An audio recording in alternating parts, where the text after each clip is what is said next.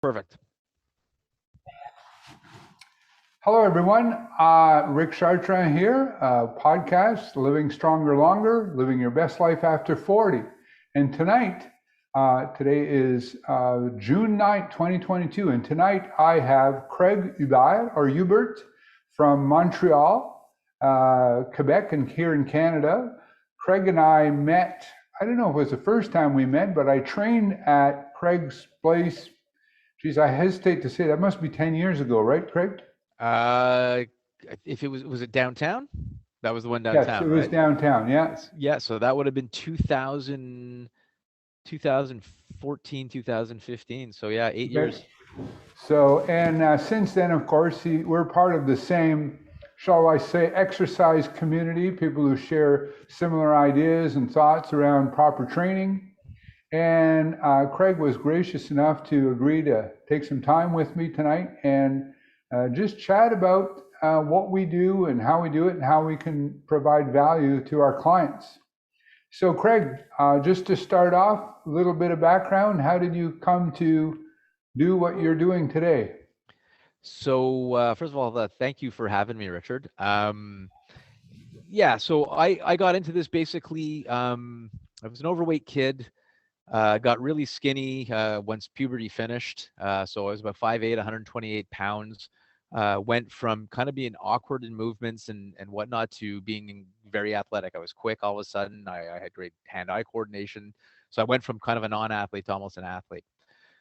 Went from playing soccer to playing rugby, and at 128 pounds, it's not a very big rugby player. So my goal was to basically put on size. I got very interested in weight training, so started reading all the bodybuilding magazines, and got into weight training that way. I tore my ACL playing, and I watched the surgery and was fascinated. So I had a local anesthetic. I watched the surgeon take his scalpel, and there's your ACL, Craig.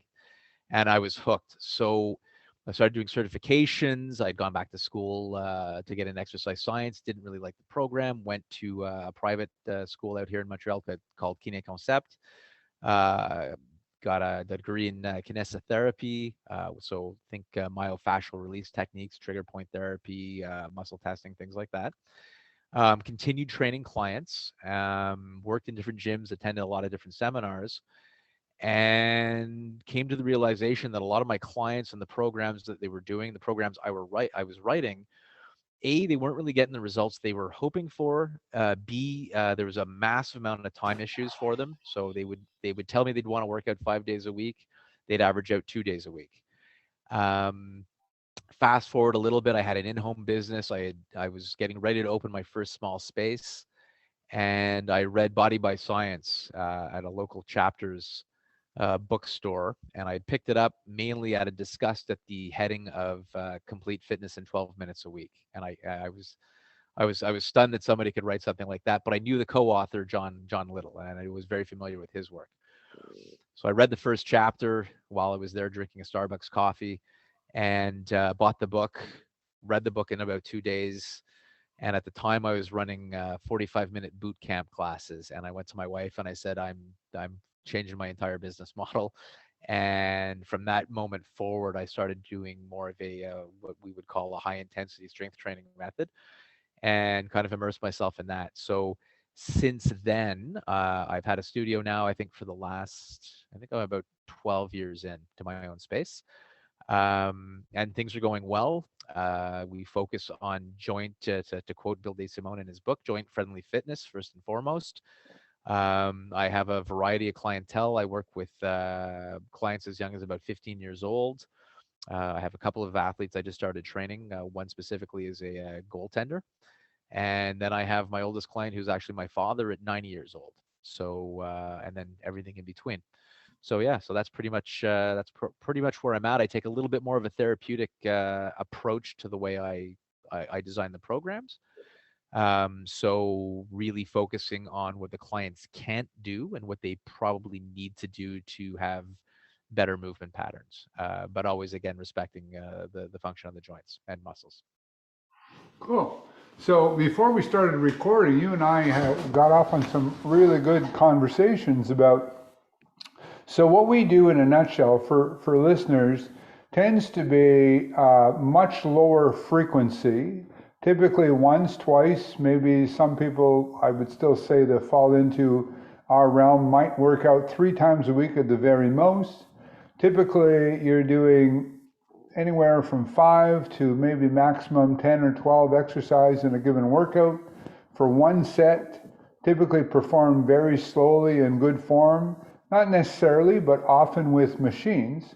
And so the total workout time in a given week might well be less than an hour, certainly no more than 90 minutes. And that would be a high. And actually, you and I both know that this methodology is being used, through social media and people that we know personally over the years. We know that this is happening all over the world, all over Europe, Australia, everywhere. And yet it remains relatively unknown. There are many people who have no idea who Arthur Jones is, the guy who first started Nautilus and really was responsible for some of the popularizing, if not inventing, these things. And then people have never heard of Ellington Darden or Doug McGuff and whatnot. And it still remains really unknown. It seems that we have incredible technology with smartwatches and everything else, and yet people are still doing a lot of the things that they've been doing for years and years with just some fancy gimmicks tacked on. We talked about this before. Why do you think that is? I think it's that what we do is incredibly efficient. It's incredibly effective, but it's not very sexy. So if you go to your social media and you look at what's really popular, it's generally very attractive looking people doing very cool looking movements that most people probably can't do. So that's the sales pitch.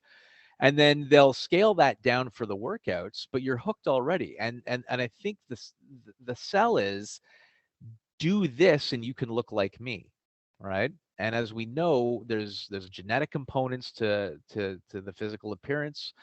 There's a lot of other factors other than training and exercise that factor in.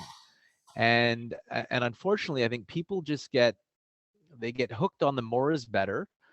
You hear it all the time. I'll use the example of, well, I'm going to do yoga because my yoga instructor has these really thin, long looking lean muscles. And, the argument is always, well, the reason partially that yoga instructor is such a great yoga instructor is because genetically they happen to have the right muscle structure, shallow joints to allow them to perform the maneuvers and the movements that they do, as well as, already low body fat. I don't know too many people that get into something, oh, they lost 70 pounds and it's all because of yoga, or it's all because of this, or it's all because of that. It's never one thing.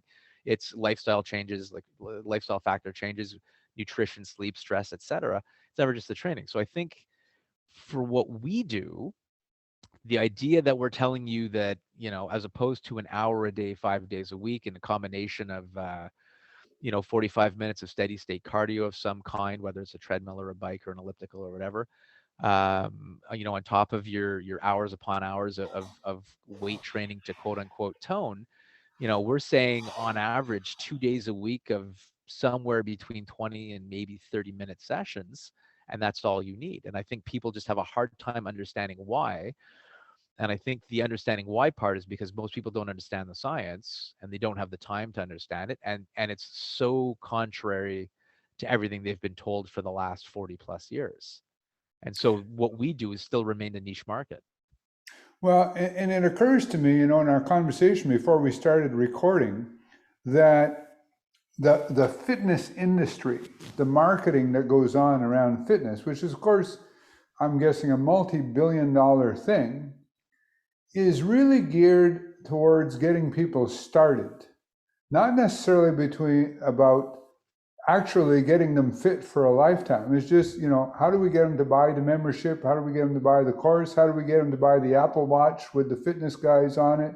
How do we get them to sign up? Whether they stick around or not, I mean, the age-old thing from the big box gyms is they wanted to sell you a membership on a monthly basis. They didn't really care if you went or not. As a matter of fact, they probably preferred that you didn't go, because if everybody bought a membership, kept going long term, the gym would be too crowded. So turnover was part of the business model itself. And it occurs to me that that's the case. And earlier we talked about Jeff Casebolt. Yep. And Jeff, for viewers, Jeff is one of the co-inventors or co-partners of Dynavec. Who is this other partner again? Ken Folks. Yes, Ken Folks. And they've created the Gluteator and other machines, a really cool ankle machine. And when I interviewed him, he said only 15% of Americans get the amount of activity that's recommended. Now, I don't really put a lot of stock in that whole 10,000 step a day thing. Gets another tangent. But he said only 6% of people strength train. And of that, he made an interesting comment. And if Jeff's listening to this and I paraphrase him wrong, I apologize. But he said, of those 6% who strength train, half of them have an unhealthy relationship with strength training. And I said, what do you mean by that? He says, well, they're either obsessed where they spend all their time in the gym, or they're actually involved in steroids and things like that. Yeah. So based on those stats, it means that the fitness industry, they just want to get you started. And obviously there's getting a lot of people started, but I don't think there's a whole lot of people sticking with it long term. No. And you probably have a few, why, we talked about that before, why in your opinion do so few people stick with their exercise programs? Well, it comes back to the same thing, right? It's a time commitment. And I would also add, I think it's a knowledge problem. So if you look at a lot of the 40 plus crowd, and I've had clients come in where they've been referred to me and they're like, well, I don't really weight train. And this might have been a conversation that I had with Jeff Casebolt as well.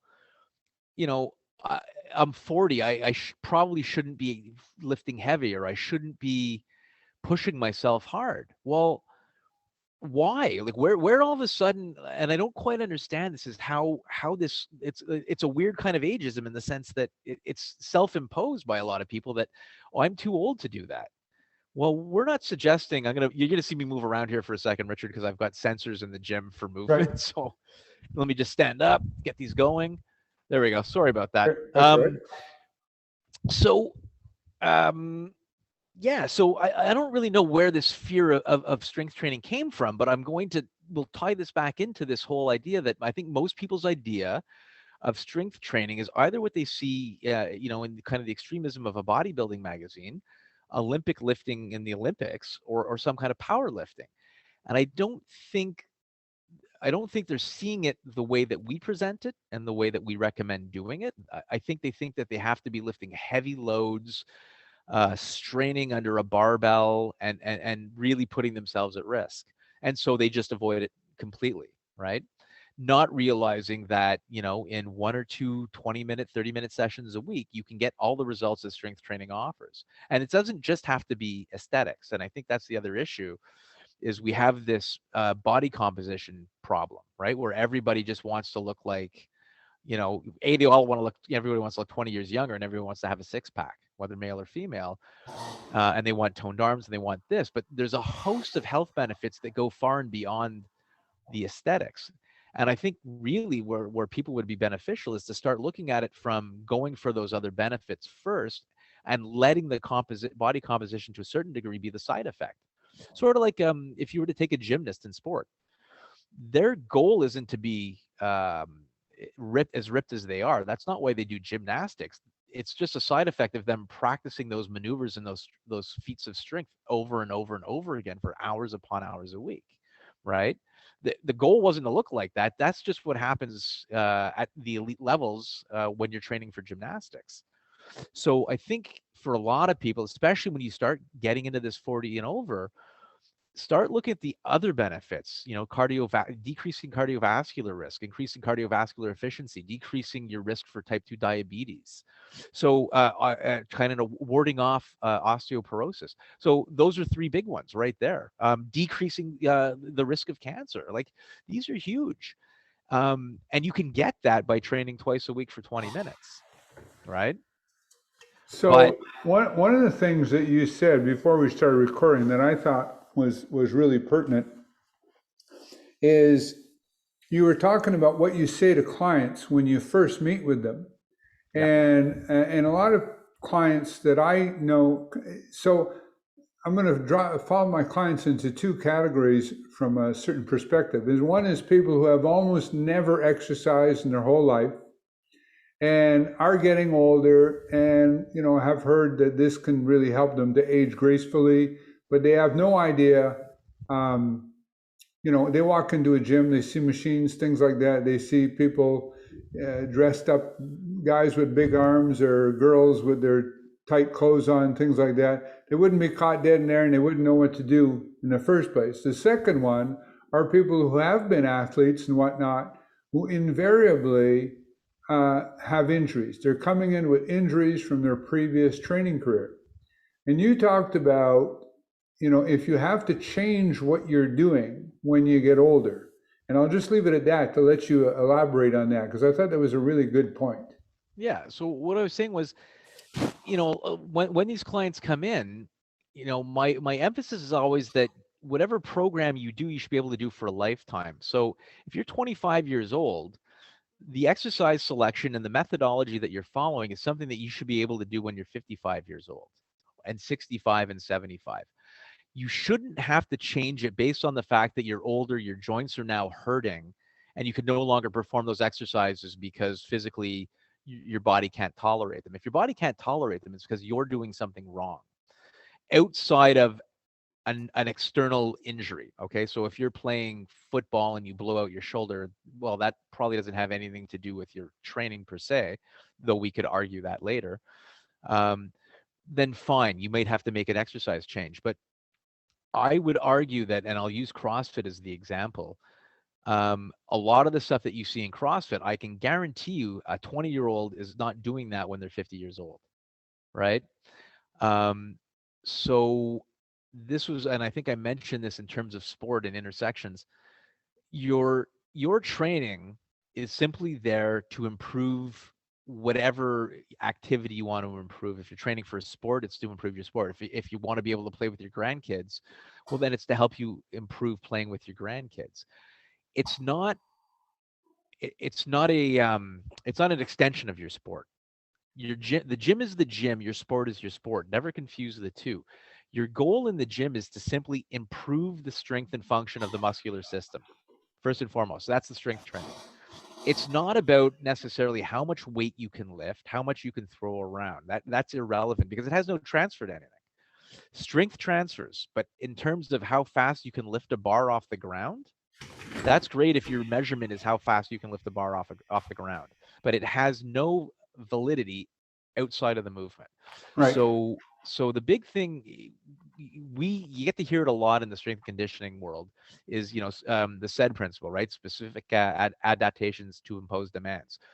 But I've noticed over the years when strength coaches talk, they liberally throw it in where it suits their argument, right? Well, you don't want to use a weighted basketball because it'll throw off the mechanics of your shot to the net. That's fair. But I'm going to give you a power clean or a hang clean, so an Olympic lift, and that's going to make you faster on the field. Wait a minute. How's that? Well, because neurologically, you're going to be able to lift the bar faster. Okay. Well, when on the field, because you just told me I can't use a weighted ball in a similar fashion, yet it's something completely irrelevant now. You're going to give me a power clean and tell me that somehow by moving a bar fast, I can run faster.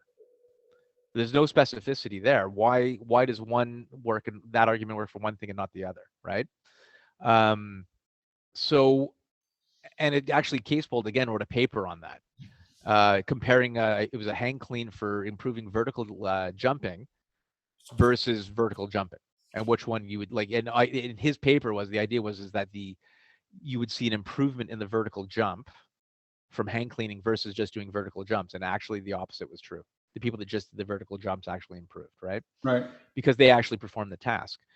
So what we know from strength training, and this is hugely valuable for everybody, but I mean especially if you're new and you're older, the strength you build in the gym will transfer to whatever activity you are practicing at the time. So in other words, if I want to run fast and I build my legs to be stronger in a safe manner, so I can use a leg press machine, I can use a leg curl, um, leg extension. Well, as long as I'm practicing running, I'm going to create more strength in the leg, which will generate more power in my run. Strength is the foundation for everything, right? So the expression of strength is based on the activity you choose. Does that, I don't know if that makes sense, if I've Yeah, confused that for anyone, yeah, but so I think that's hugely important. So going back to the original point, therefore, you don't need to do dangerous, high velocity, high force producing exercise to get the results you want in your activity of choice. If you want to be able to bend down and play with your grandkids on the floor, you need strong legs to be able to lower yourself to the ground. If you want to be able to jump higher, you need strong legs to be able to jump higher. The assumption being that at some point you're practicing jumping higher, right? yeah. You And don't if you don't need to do Olympic explosive lifts with heavy weight that puts you where the risk to benefit ratio is skewed so far in favor of the risk that you're inevitably going to hurt yourself. Which kills me, by the way, is this idea that you're hurting yourself in the gym in an effort to improve your performance in life. It makes zero sense. Yeah, well, Mark Asanovich, Yeah. he was an NFL strength coach, and he talked about some people that in some cases there are more injuries in the weight room than there is on the field, Yeah. which is incredibly tragic and ironic. And of course, we're talking about jumping, and if you're practicing to improve an athletic skill, everything I think you say is valid. But I think that most people, other than, golfing is very popular. People want to get better at golf and whatnot, but they're not earning their living. So for a lot of people, their sport, you talked about playing with their grandchildren. I sold insurance for many years, and That's right. one of the insurance policies we sold was called long-term care insurance. And in order to claim on long-term care insurance, you had to be unable to do two of what they called the 6 activities of daily living, which was transferring. So you get up in the morning, you get from your bed to the bathroom, that's transferring. Using the bathroom, that's toileting. Then the next thing you probably do is jump in a shower or take a bath. That's called bathing. And then the next thing you do is put your clothes on. That's dressing. And then the other one, the fifth one, is making yourself breakfast. That's eating, feeding. And the sixth one is cognition, which is, are you sharp enough that it's safe to leave you alone in the house without worrying that you're going to leave the stove on? And that's what most people, if you define quality of life, those are all things those of us who are healthy, take for granted. But if I take away any one of those things from you, your life is immeasurably, your quality of life is immeasurably reduced. And that's what most people want to do. And I think one of the things, going back to the sports, part of the issue is, I'm going to say, an over glorification of sport in our society. And I use the term over glorification because I do think sports builds character. I think it has teamwork. I think for a lot of people, it's a valuable source of psychological recreation that is important in their lives. But I think it's disproportionately glorified, and the downsides are disproportionately minimized because virtually all sports carry a high risk of injury and an extremely high frequency of injury. And if people choose to participate in those sports, knowing that they've done a risk benefit analysis, and they say, yeah, I know that swinging a golf club's not real great for my low back, or going out to play hockey means that I could hurt myself. And they do that, and they say, but this is what I want to do, and whatnot. But for many people, they never mind make the analysis and make the choice. They never even do the analysis. And I see, like you said, CrossFit, it's so far over distorted that people actually talk about injuries like a badge of honor. Yep. right? And They'll bring it up in a social setting so that they can sort of squeeze in that, hey, I work out. And I hurt myself doing bench presses the other day, but I'm working with my chiropractor and my physiotherapist. And I'm pretty sure next month I'll be able to try my personal best again on the bench press, which is how I hurt my shoulder in the first place. yep. And well, it's funny, right? Because I will always say that, the gym is not your sport, like, period, unless it's CrossFit, because ultimately, if you look at the end goal, in my opinion, and keeping in mind, I'll just mention, I've never set foot in a CrossFit box. Like, I'm not. It's not. I've watched it. I don't have any interest in training like that. But CrossFit in and of itself is a sport, right? I mean, they have the CrossFit Games. So, if you're going to train with CrossFit, you're not doing it to improve your health. You're doing it to be really good at CrossFit. And it would just be, it'd be the same thing. I always use the argument. I played rugby and I literally got the crap beat out of me. I busted my pinky, I cracked my ribs, I fractured my jaw, I herniated a disc in my back, and I tore my ACL. There is zero. Now, was I in good, quote unquote shape, by most people's definition? Sure. I could run. I was lean. I looked relatively strong. But I certainly wasn't healthy. And all those injuries are a perfect example of that. I was bruised and battered every time I left the field. That's not health. Now, I consciously chose to play the sport, right? Because that I knew that I may potentially get very hurt. I can get injured. I certainly didn't have a body type for that sport, but I enjoyed it. So that's the trade-off. And am I paying for it today? I'm 49 now. I stopped playing when I was about 26. Yeah, I am. My knee stiffens up all the time. I have back issues. That training is helping, but it's not going to, quote unquote, cure it. I just can't. So there's just too much damage that was done.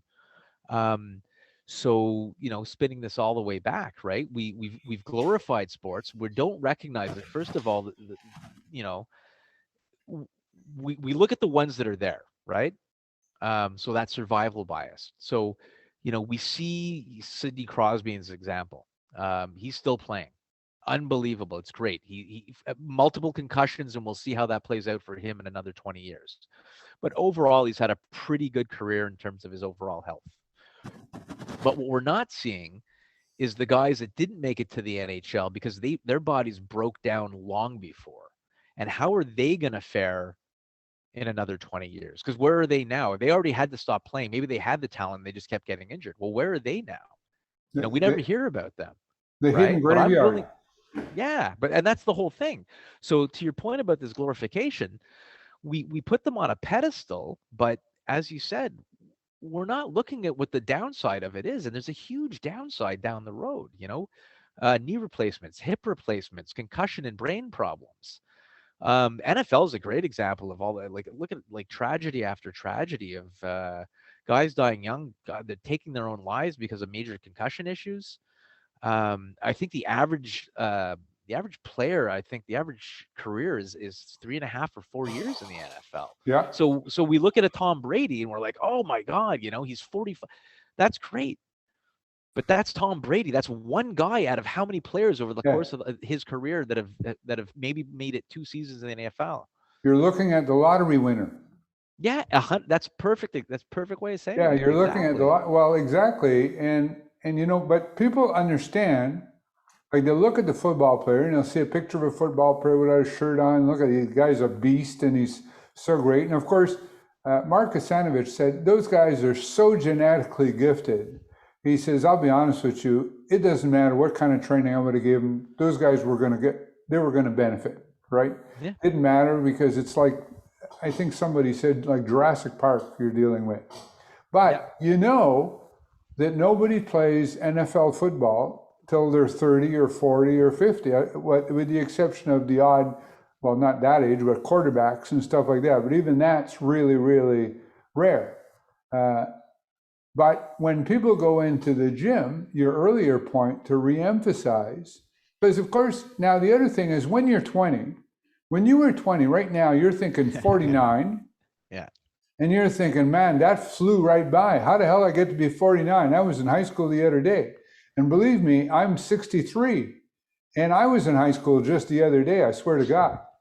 But when you're 18, when you're 20, when you're 22, when you're out there doing those things, 49 is like, that's an eternity away. I'll cross that bridge when I get to it. I got to live my life now, man.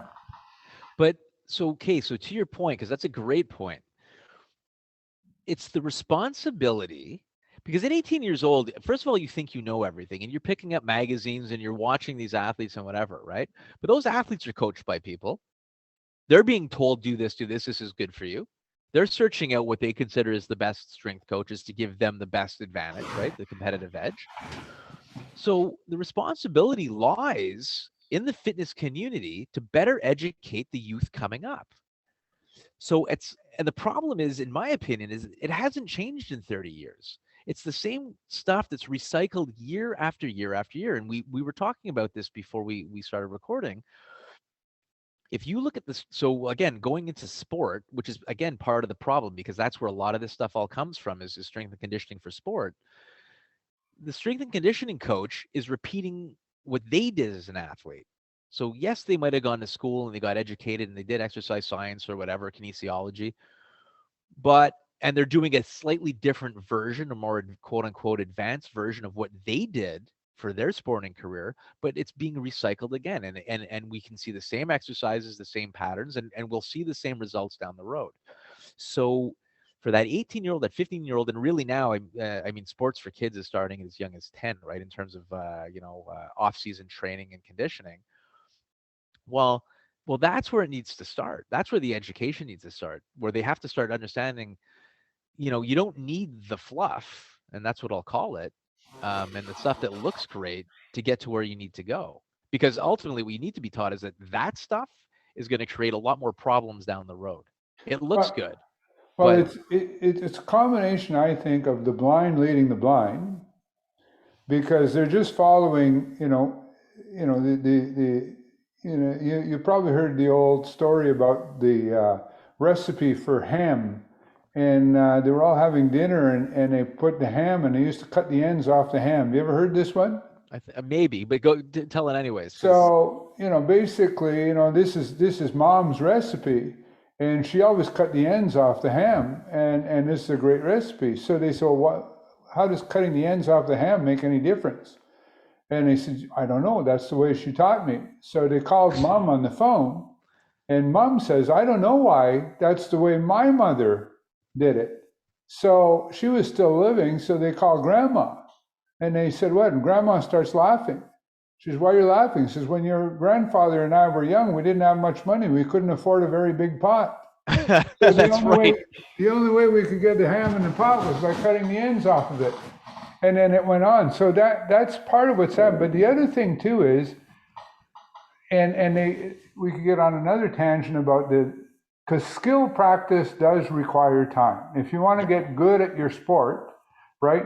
Like Wayne Gretzky used to say, just go out and play shinny, right? Yep. Just play hockey. But now, I mean, my grandsons were in house league, and they had dry land training. House league, they had dry land training, right? But the skill training apart from it is they're not training athletes for lifelong fitness. They're training athlete to win that year's championship.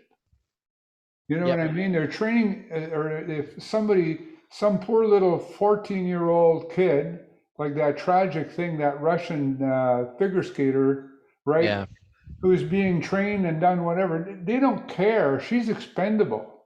This is how, they're going to get the gold medal in this Olympics, right? And it's got nothing whatsoever to do with what is in that person's best interest for health or longevity or any of those things.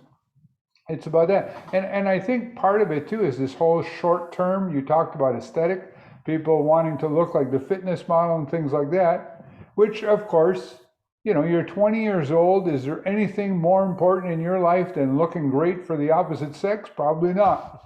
That's probably high on your list.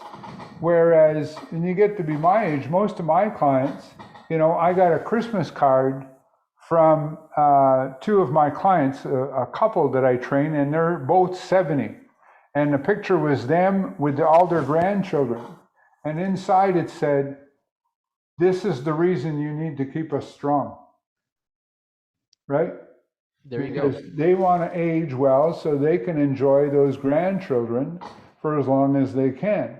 And so they're, so it's a whole other approach to, Yep. it's not about, doing well. I mean, Bob, if Bob listens to this, or his son Tucker, Bob wants to improve his golf game. Bob, Yep. I understand, is a very good golfer and wants to improve his golf game. And he's competitive and he wants to do that. But ultimately, he wants to, ultimately be able to continue to age gracefully and keep playing golf, whether he plays well or better or not, just being able to do it for into his 70s and his 80s and beyond, right? Yep. Well, So and there's an interesting, in terms of like training for your sport and things like that, there's, I think, something else that people need to start acknowledging. You're going to notice that a lineman in football is not, generally speaking, a great golfer, right? So there's usually a trade-off to have the mobility and the movement to swing a club properly and be a good golfer, have a good long game and everything else. That requires a certain amount of mobility and a lack of stability through the joints. Agreed? I A don't football play golf, so I'll take your word no, for it. That but makes but but, ta- sense. but yeah, if you take a Yeah, look at the movement, but you take a football player, well, they're like big trucks, right? You take a lineman, well, they need a lot more stability and a lot more mass, right? So they don't want a lot of movement because they're pounding. Well, you can't really take the golfer and turn him into the lineman, and you can't really take the lineman and turn him into the golfer. So when we start to move forward, we start looking at our retirement and stuff, right? Oh, I didn't even say retirement, but when we start changing our sports and our choices, we also need to be aware of our own capacities, I think, and our own abilities and the things that maybe we can't do. Like, I'll exaggerate it for a second. I'm 5'8". I'm not dunking a basketball ever. Like, it's not, these are my hands. I can't even palm the ball. It's not happening. right. So as much as I want that to be a thing, I'd love to be able to do it. I can't do it. It's not going to happen. I'm better to find something else to put my time in. Conversely, you know, a guy that's 300 pounds is probably not going to be very good at Tai Chi. I'm just giving examples. And I think outside of the gym world, I think people need to be better aware of what they can and what they cannot do. And I know, as kids we grow up and you can do anything you want. No, you can't. You Right. might want to, but there's just certain things, there's physical attributes and mental attributes that we all have or don't have. And it's why it makes us individuals, right? Like, not everybody's going to be as smart as Elon Musk, Right. because if they were, then we would already have a lot of electric cars and we'd be in space, you know? And nobody argues that. But when it comes to physical attributes, like, it's amazing how, well, I'm going to do this. Yeah, but no, that's what I'm going to do. I've never heard somebody in that when they're working out and when they have certain goals, like, we talked about this earlier. If I do yoga, I'm going to look like my yoga instructor, right? Right. I've never heard anybody say, if I run track and field, I'm going to look like Usain Bolt. Never heard a guy say that once to me. It's not even on the radar. And yet somehow, if I work out with weights, or if I do yoga, or if I do Zumba, I'm somehow going to change into this, that, or the other thing, Yeah, I'll irrelevant of what my I'll structure have a is. dancer's body, or I'll have a swimmer's body, or I'll have a bodybuilding body based on the activity. And genetics. I tried to explain this to my oldest grandson, because my oldest grandson is about 5'8", and he's just got a slight build, and he works out, and he actually looks pretty good. But at one point, I perceive, I won't put words in his mouth, that he was obsessed with how to get big. He wanted to get big. And I believe he even went so far as to experiment, I don't know, hopefully not a whole lot, but with some drugs and things like that to get big. And what I had to explain to him, is if you're a greyhound, you're never going to be a mastiff, right? Perfect. Right? I Yep. mean, because dogs, of course, because we've selectively bred them into all these incredible, everything from Chihuahuas to Great Danes, and they're Yeah. all still dogs from various selective breeding. But at the end of the day, the Chihuahua is never going to be a Great Dane, whatnot. But you can be the best darn greyhound that you can be, but you're never going to be a Great Dane. That's just who you are. Yeah. And one of the things that occurred to me, we often talked about survivorship bias, and you used the example of Tom Brady and all the other people that the hidden graveyard. But if you go back and you think about a bell curve, so you're grade 9, right? Yep. And it's the first time, at least where I went to school, they make you run cross country. It's first time you run cross country is grade 9. And when you run cross country, there's some kid that's way the hell out in front of the pack that everybody can't even hope to keep track, maybe 2, 3. And then there's a whole bunch in the middle. And then there's a few kids at the very back that are huffing and puffing that are just dying back there. And that's kind of a classic bell curve, right? Yep. And of course, nowadays, I don't know, it used to be gym class was a prerequisite. You had to do it, right? Yep. Now, most of those kids, and in grade 9, the reason I use grade 9 as an example is had nothing to do with their training regimen. Had nothing, you know what I mean? Most of them had never exercised before. That was just genetics, pure and simple. Yep. And at the end, and by the time they were grade 13, if they'd all still ran cross country, because most of the kids in the back decided to join the chess club or the theater arts club and never kept doing that. But if they had kept going, there might have been a few changes as to who was in front of the pack and who was at the back, but not very. Most of the change would have been in the middle. Some of the people might have been near the back of the middle, might have been near the front of the middle, but it probably would have been the same guy in the front and the same one in the back. And it occurs to me that even in high school, the people who actually played on the varsity teams, which was maybe 5% of the school population, that was already a huge selection bias. Yep. And then if you go to the college level, only a small percentage of them were ever good enough to play at the college level. And an even smaller percentage of them ever went on to play in either Olympics or quasi-professional kind of way. So, the selection bias, in my opinion, is way more of a factor than we give it credit for. And virtually all exercise research is done with athletes. That's an exaggeration. Probably not virtually all, but much of it is done with college athletes. Yep. College athletes, college students. And I mean, look, like, I think, again, like, if we use the athlete as the example, because as we mentioned, right, that stuff just gets translated to general population all the time. And you know what? Here, I'll jump in, because you'll hear a lot of strength and conditioning coaches talk about general population that everybody's an athlete. No, they're not. An athlete is an athlete, and general population are just people that want to get healthy. Don't start using that term and throwing it around, because now all of a sudden you're just, again, oh, well, I should be doing this. I'm an athlete too, and I gotta. No, you're not. You're somebody who wants to be able to play with their kids. You're somebody who works 80 hours a week and has 20 minutes to put in the exercise a week. Like let's just stop with the making everybody feel good and strong about themselves. But the training, I mean, yes, and when you're an athlete, you're making a conscious choice to put your body at risk, at a higher risk than the average person is going to do. Okay.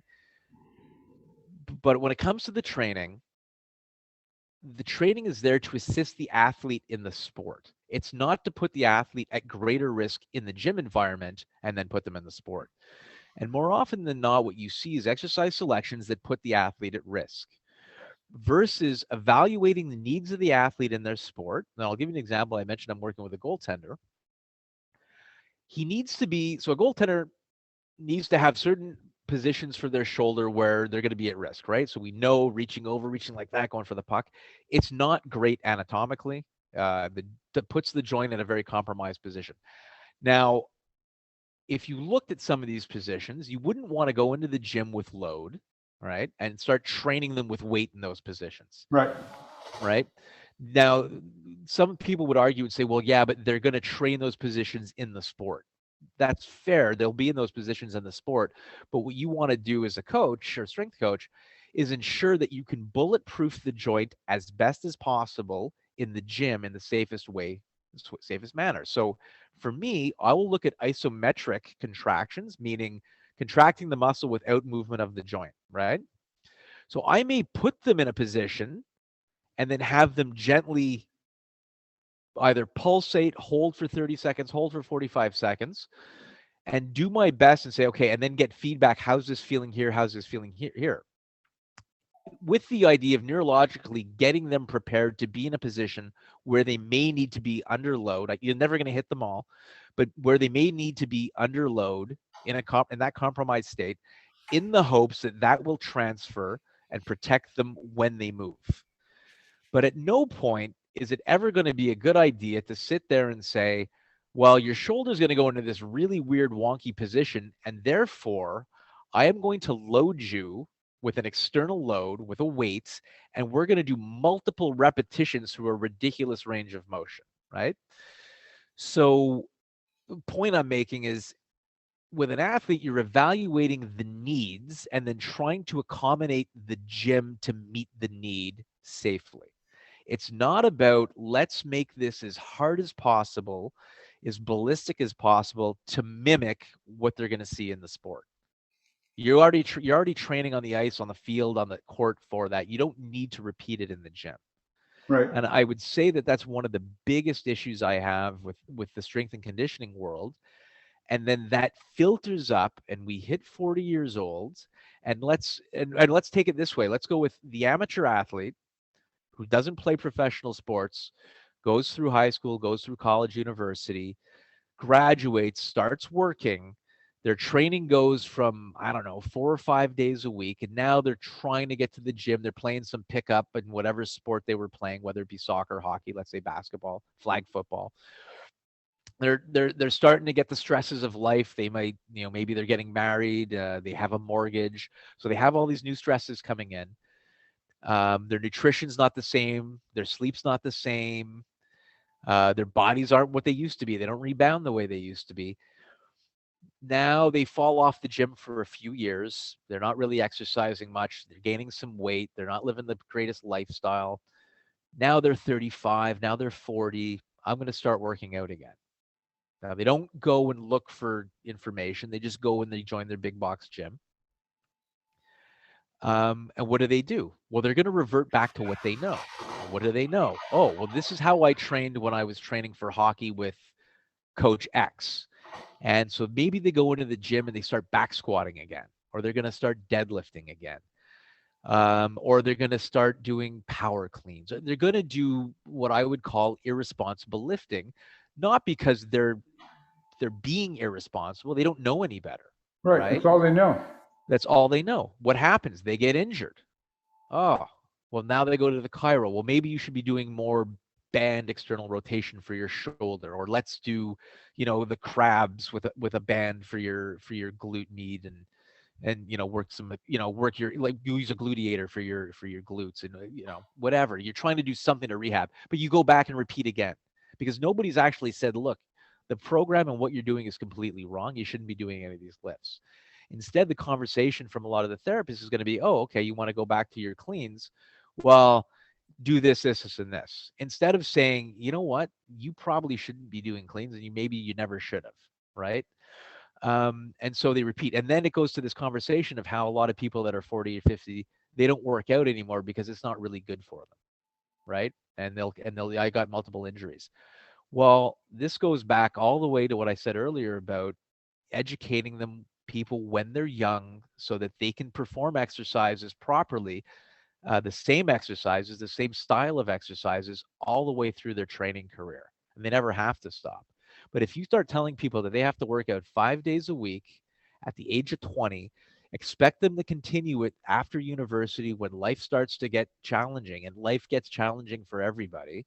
If you get married and you have a mortgage and you have kids, I don't really care who you are. If you're a responsible parent, and this is my opinion, you are not working out at the gym 5 days a week. You're going to be running your kids around no activities, sports, parties, school, whatever it is. You do not have the time to do that properly. The other thing is, even if you can make the time to do the 5 hours a week, you're not sleeping the same way. I'm almost willing to bet you're going to be drinking more than you probably did, at least more consistently than you might have done in university. And this is based on my group and the people I network with. They don't necessarily drink to full intoxication like they did when they were 20, but they're having 3 drinks a night, right? Well, we know that those 3 drinks a night are going to affect the way they sleep. And Right. now they're not sleeping until 10 o'clock in the morning. They're waking up at 6, and the wheel starts. So you start factoring all of this stuff in, and you start to realize that what we're promoting to people when they're 20 years old, never mind the exercise selection, the time commitment is just it's never going to happen. They're never going to be able to maintain it, you Right. know. And the education they have with that is they're not looking at it from okay, the trade-off is and the risk factors are this. I'm going to do this, but this is the risks. That's not what they're hearing. They're hearing you need to do this because this is better for your health. And the thing is, that's not the case. That was my little Well, rant. well, no, and I thought that was a very good little rant because you really sort of give a big picture sort of thing. And one of the things I did a little short YouTube video the other day, and there's all this exercise research. Most exercise research takes place. There's the endless volume versus 3 sets versus 1 set and all this stuff, or more frequency, less frequency, all this, and this ongoing debate between so-called hit versus volume, right? But virtually all these studies, and of course you could, without getting off on how some of them are poorly conducted and everything else, Yep. they're all 6, 12 weeks, 18 weeks is Yep. all they are, right? Right. And so the thing that I put the other day is, if you're not doing it for a lifetime, whatever you're able to do for a lifetime Yep. is by definition going to be better than anything that you can't do for a lifetime. That's perfect. You And know and what I listen, mean? yeah, but exactly like I think a lot of times we like to overshoot, right? We over like I'll use myself as an example. And most people are, but I will talk specifically about me, is I will easily underestimate the time it takes me to accomplish a task, right? So if I'm going to build something in my yard or fix something, I'm like, yeah, it'll take me 2 hours. It's taken me 6. Why Right. I said 2 in the first place is beyond me, but I'm thinking 2 and it takes 6. We're terrible as well at overestimating what we can do, right? Yeah, I can get this done, I can get this done, and it's great, but most times we don't. Well, the same thing goes with your training, right? Yes, you might this week be able to train 5 days. You might get it in. Woohoo! It's New Year's. We're motivated. You're still on vacation. Maybe you're not back at work yet. You do your 5 days. Then the next week it's 3. Then the week after that, maybe it's 1. What I'd rather see people do is take the minimum commitment, let's say 2 days a week or 1 day a week, and work on doing that. You can add, if you have the time and you want to add a day, you can probably do that without harming your program, right? And certainly not harming yourself, assuming that you're, selecting the appropriate exercises for you in the right intensity and volume, etc. But if you do the 1, you can add the 2, but just get the 1. There was a great article. I think it was Skylar Tanner that had shared it years ago on his blog, and it was by John Christie, who was a former strength and conditioning coach, kind of high intensity influenced. And it was called 52, I think it was called 52 Weeks or 52 Weeks of Training. And oddly enough, it's about his client, Craig. But it was about how this client of his, and he gave the numbers and he saw these really impressive gains in strength, right? And it was a little bit more barbell focused, right? So there was deadlifts and stuff like that. But the point of the article was This guy trained in 52 weeks, twice a week. He did 104 sessions. He never missed. And the article basically pointed out how many people reading the article could honestly say that they trained every week consistently twice a week in a progressive fashion, right? And if you take most people, first of all, a lot of people don't track what they do, right? They're not really tracking their workouts. They're not keeping track of what they're doing and how they're progressing. But even if they did, I can guarantee you that if you look at the frequency over that 52-week period, for most people, it probably averages out between 1 and 2 sessions a week, right? So instead of trying to design a program based on a 4 or 5 day schedule, my background, just so people are clear, is I wasn't always a high intensity guy. I was a high volume guy for a very long time. And my influences were guys like Charles Poliquin. So a lot of the programs I were writing were like, train 3 days, take a day off, train 2 days, take 2 days off. It was that kind of style. And the workouts were about 45 minutes and they were split programs. Well, that all works great if you're hitting all the workouts. But if I design it on let's say a 4-day cycle, right? So you've got 4 different workouts, and all of a sudden it's based on the idea that, okay, this workout's going to fall on this time next week, followed by the next work. There's a progression and a way it's set up for a reason. And you're missing, of those, let's say on average 5 workouts a week, you're missing 2.5 of them. Well, the program's never going to work properly because it wasn't designed to be done 2.5 days a week. It was designed to be done 5 days a week and scripted out and written out for that reason, right? So design and do a program that that you can do once or twice a week. It'll be written out to be done once or twice a week, and you're going to hit your mark every time. And you're going to see that progress. No, it's not a 6-week beach body program, but stay with it, and that consistency will garner the results that you're looking for. I put a post. I don't do social media very often, but I put a post on Instagram once. And I took an old picture of Superman and I just wrote, "Make consistency your superpower." Right. Because ultimately, like, I don't really care. I care to a certain degree what the workout is, and I obviously have my biases, but the workout you do is the one that you have to be able to do weekly. And then from weekly to monthly, monthly to yearly to a decade. Like, it's got to be, you have to be able to continue it all the way through. Otherwise, what's the point? Because you're constantly going to be resetting yourself. I think it's James Fisher who says the best workout is the one you do. Yep. 100%. Right. And I've said that too, because, one of the things I say to clients is, listen, like, people say, why are we doing this exercise this week? And why is this week, are we doing it in a different order than last week? Or something like that. And I'll say, listen, probably doesn't make much difference one way or the other. I says, the biggest difference that you're going to see is whether you exercise or you don't exercise. The single biggest difference is when you start to actually do something and stick to it. Yep. But I says, that's an oversimplification, because then you have to ask the next question, which is, why won't you stick with it? Well, you won't stick with it in most cases. And Mark Houghton has challenged this a little bit, so I'll throw in what he said too. My 2 excuses are because the time commitment's unrealistic, or you hurt yourself. And he said, well, because you don't feel engaged and you get bored with it. Well, I suppose that might be the case too, but I think, with all due respect to Mark, that would be less of a factor than, each the time. Because when you said, with the Poliquin programs that were meant to be done 4 or 5 days a week, and you do them 2.5, well, by the time you get to 2.5, I would think that's just that's a part of the route, because it's probably going from 4 or 5 to 2.5 to 1 to none. Because once you start only getting to 1 with that one, then you go, well, I'm not even coming close. So why bother? So you give it up altogether until you can, quote unquote, find the time to do it right and do it 4.5 times. So your point about, do it once a week.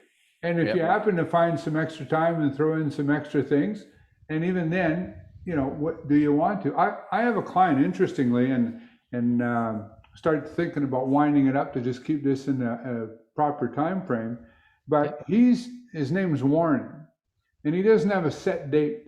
Every now and then he calls me and says, "Can I come for a workout?" And every now and then I think to call him when I got an empty spot, and I say, "Hey, I got a spot here on Saturday. You want to come?" And so he trains. So the last time he came, he hadn't been here for 5 weeks. And then I went back and I looked at his schedule on a spreadsheet that I keep, and it's like 11 days, 5 days, 3 weeks, Yep. 2 weeks, a month, all the way through. And that's what it is. It's really completely intermittent and whatnot. And you know what? Whenever he comes, I never lower the weights. I never say, well, he hasn't been here in a month, I better bring. I just go, okay, last time he lifted X amount of weight for X amount of reps and this amount of time under load. That means I should be able to increase the weight this time. And I do. Whether he hasn't been here 5 weeks or five. And guess what? Yep. He comes back and he performs exactly as if he had done it. So his strength that he's gained. Now, I think there are benefits. You named them a while ago, things like controlling against diabetes and things like that he would benefit from coming more often. But as far as keeping the strength that he's built, his taking these extremely long breaks doesn't seem to be hurting him at all. No, and it's funny because we obviously from a business model perspective, a once a week or twice a week regular routine is going to be better from a business perspective, and also just from the idea from the client being consistent and coming in because they're accountable, right? So they come in and meet the time. But if you look at the history of exercise, and I was thinking about this the other day, just kind of random thoughts that I'll have. It's not natural. Like there's nothing natural about what we do, right? And you look back to the strongmen and stuff like that, it was always about either feats of strength or aesthetics. It wasn't really a health component to it. Like there wasn't really a lot of, I mean, if you look at from our perspective anyways, in terms of weight training. And I sometimes wonder and question, like in this quest of what we're doing, and this client Warren of yours being a great example of, I would love to see the other markers, right? Like his cholesterol levels and different things. If he's eating relatively well, then maybe like that kind of training is enough to garner enough of the health benefits. Maybe it doesn't necessarily need to be a every 7 days or every a workout every 4 days or whatever. Maybe it doesn't need to be that, because again, like we from a ancestral point of view that everybody, and I, not that I'm a big like let's throw out the ancestral point of view thing, because Yeah. I get there's science there, but I think sometimes we make a lot of jumps to to Yeah, I conclusions agree. to fit our narrative. But I would say that I don't think there was ever, traditional exercise, going back tens of thousands of years, right? I think there was a lot of hunting and walking and surviving, but I don't think there was any kind of formal, okay, well, we got to hit the long head of the bicep, and therefore what we're really going to do is, there was none of that. So I think this whole structured way of fitness is kind of unique, but I think it's not necessarily a natural phenomenon for No, human beings. it's a reaction to our modern sedentary world to try to Yeah. organize it. But yeah, like back then, every now and then you had to run away from an attacking tribe or fight to the death with the attacking tribe or run away from a predator or try to catch your prey. Yep. And of course, you probably tried to do those things As little as possible. as seldom as possible because they all carried significant risks, Yep. right? 100%. And it's funny because part of this came from I was mentioning to you earlier how I was getting an ISOFIT strength table. And ISOFIT basically, if you listen to the inventor Brad Thorpe, he'll tell you that it was just his answer to a wall, because he was big into isometrics, because isometrics have been shown to actually lower blood pressure, and he got into it because he got a scholarship for volleyball. I think he was one of the first athletes in Canada that got a full ride, and he had gone to see his doctors, and they realized he had like incredibly high blood pressure, and they told him you have to exercise and eat better, and he had stopped drinking and he was eating well and he was exercising 5 days a week, and he was kind of like, what do you mean? Like, I'm doing everything I'm supposed to be Yeah. doing. And then they wanted to put him on medication, and when he asked them, like, okay, well, how long will I have to take the medication for, their answer to him was, well, for life. Forever. And Yeah. he's like, that makes no sense. I'm young. I'm quote unquote fit. Like, why would I need blood pressure medication? So this is how he gets into isometrics. And so he builds this table, and it's basically, I think it's every 5 degrees on the strength table, you have a rotating, pivoting arm, and you can do all these different isometric exercises. Um, and the reason I started thinking in terms of this frequency and sort of this idea of exercise was, I love the isometrics because I can put myself into different positions where I feel tight, and I can contract, and all of a sudden I feel better. I move better. So I'm using that. It's not fatigue. It's not fatiguing nearly like a true, high intensity strength training workout is. So I feel better. I move better. I don't have the same aches and pains in my lower back, and I don't have the table yet. So I'm doing what I call ghetto isometrics, like trying to mimic a lot of the movements. Right. And then I'll put in like a couple of my machines, and I'll go to failure on those, and then that's the end of it. And then I was thinking, like, I'm getting stronger doing this stuff. I'm sprinkling in the hit stuff. It's still improving at the rate that it was improving when I wasn't doing the isometrics, but doing a lot more hit. So I'm doing less hit, a little bit of isometrics to make me move better and feel better. And then I started thinking, maybe if I just did this sporadically and did it every 10 days, every 12 days, changed it up, and just did my iso contractions in different positions to keep my back feeling healthy. I'm curious how that affects me long term in terms of my health.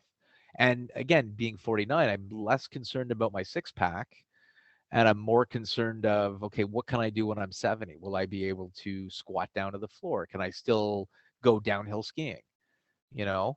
It's less about the numbers in the gym. I want to see them go up, don't get me wrong. It's just that, I think it might have been Jeff that called it, and there's a couple of people. Are you in the gym to demonstrate strength or build strength?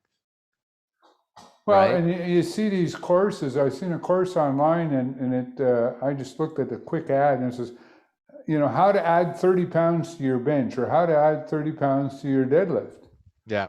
Well, first of all, I'm thinking, unless you're a power lifter and you're competing in those lifts, who cares? Yeah. Right? In other words, you're using a deadlift or whatever exercise you're using as a means to an end, not as an end in itself. But then you're like, you're working out and recovering so that you can be in good shape so you can work out again. No, you know what I mean? I'm Yeah. reminded of the old saying, people who become workaholics. And I used to say, you remember, you're working for a living. You're not living for a working. And sort of similar sort of thing that comes into play is it's a matter of losing perspective. Because ultimately, I think what you and I are trying to help people do is improve quality of life. Yep. Right? And whatever that looks like for people. And sometimes, and I always think, people say, I'm in the people business. Well, we're all in the people business, right? It's helping people to build relationships with people, finding out what's important to them, and sometimes helping them a little bit to identify certain things. Like, I have a brand new client that I just got, and after doing some leg presses, she came back and she said, my knees kind of hurt after the leg presses. And I'm thinking, okay, we use a pretty light weight. We reached failure in about 3.5 minutes, which is pretty long time under load, using a 10-10 cadence. So I'm thinking, pretty hard to injure yourself doing it like that. But if you have an existing problem, it could have brought out an existing problem. So I said, what have you done since the last workout? Well, I played pickleball. I went for the walk, and we went out dancing. And I says, did you bike as well? Because I know she bikes. She says, well, not very much. So she biked as well. So now I'm kind of going, and of course, they're new clients. So I'm kind of thinking, which is, I got to listen to the client too, because if she says her knees hurt after the leg press, her knees hurt after the leg press. Yep. So fair enough. So, maybe change the positioning or the range or something like that. But I believe if you're 67 years old and your knees are starting to bother you, and I'm going to quote Brenda Hutchins, Ken's wife, Yep. and what she was told by the Nautilus orthopedist or the medics guy, I forget what his name now, from the University of Florida, it says, you have a choice. You can keep doing your walking and doing all this stuff the way you're doing it now, and you're not going to be walking at all by the time you're 80, or you have to seriously curtail those things, and you're not going to do it. Of course, it's a tough thing to say to somebody who just discovered pickleball, and it's great. Yeah. Right? And I get it, right? I mean, it's fun. You're having fun, because going back to that quality of life, that's, what I mean? She likes, and she's coming to see me so that I can get her in shape so she can go out and play pickleball. But I want to say, all right, I don't want you to stop. I just want you to think about it. Walking, dancing, pickleball, biking, there's got to be moderation in there. It's not sustainable. You're going to break down. But the thinking is more is better. That's exactly what I have to do to age gracefully. So it goes completely against the thinking, right? So Well, I'm going to ask you, sort of showing my inexperience here as a podcaster. I'm going to be a little bit abrupt and say, closing words from you. What haven't we talked about? What haven't I asked you about? What's the message that you would like to give to listeners, your clients, or whoever you'd like to hear what you say, or my clients? What would be your important closing message? Okay. I think I'll go back to what we were talking about in terms of the consistency. It first and foremost, the best thing you can do for yourself is stop looking at social media for quote unquote inspiration for exercise. Except for this podcast. Except for this podcast. That's different. This is educational. Only look at educational things on social media. But realistically, understand both yourself, and I'm not, by the way, I don't want anybody who has goals to think that that if you have aesthetic goals, it's not important.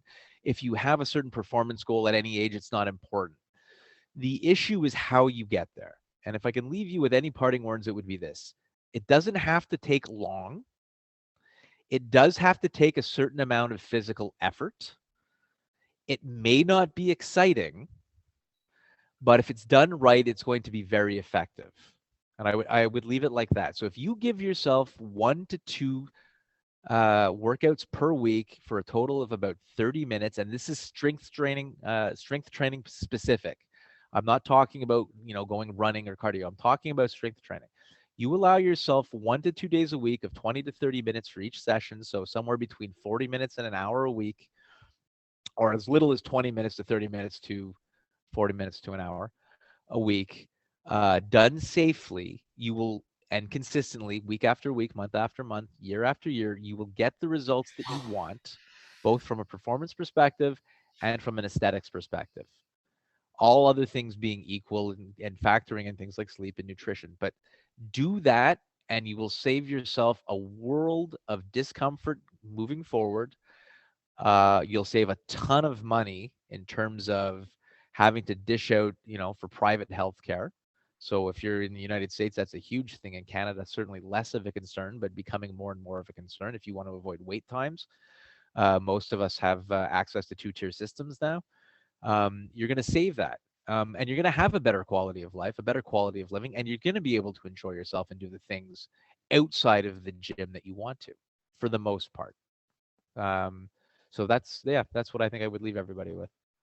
And so what I'll ask you to do is to send me any contact information, web pages, phone numbers, other blogs and everything else. So when I do publish this, I'll make sure that all this is included in the notes so that people can know how to reach you. And once again, thank you very much.